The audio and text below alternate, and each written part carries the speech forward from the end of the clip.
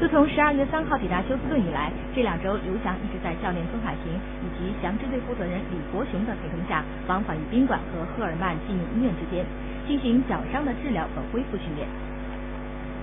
现在是休斯顿当地时间的1点15分，刘翔一行人呢刚刚进入我身后的赫尔曼医疗中心进行检查。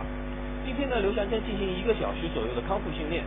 在康复训练之后呢，他还将进行第3次的复查。经过1个半小时的等待，教练孙海平给我们带来了一个出乎意料的好消息。应该讲很理想，因为今天呢开始先做了一点康复训练以后呢，那个主治医生啊，那个叫克兰顿医生就过来了，过来以后做了一个全面的检查。一个是看那个表面那个伤口，那个表面伤口应该是长得非常好。那么第二个呢，他用自己的手去摸他这个跟腱那个部位，那么摸下来以后呢，他感觉里面很干净，就是那个就像摸肌肉一样，条纹很清楚，那么说明里面没有水肿，也没有什么任何其他问题。那么第三个呢，他用手啊去帮他做了一个屈伸的这个动作。做完以后，他感觉这个活动范围啊一点没有受限，那基本上现在已经这个活动范围大概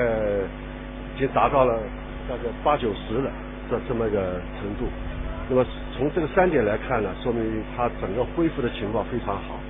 今天还有好消息什么呢？就是说这个2个医生今天检查下来以后，就是说了，就是说从今天开始可以把拐杖扔了，就不需要拐杖了。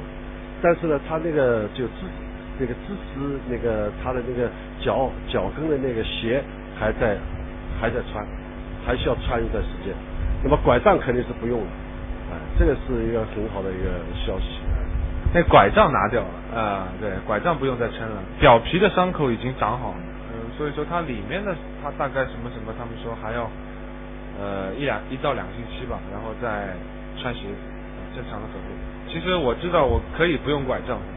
但是我会慢慢的去适应。对啊，拐杖还是不要用的好啊。再观察2个星期，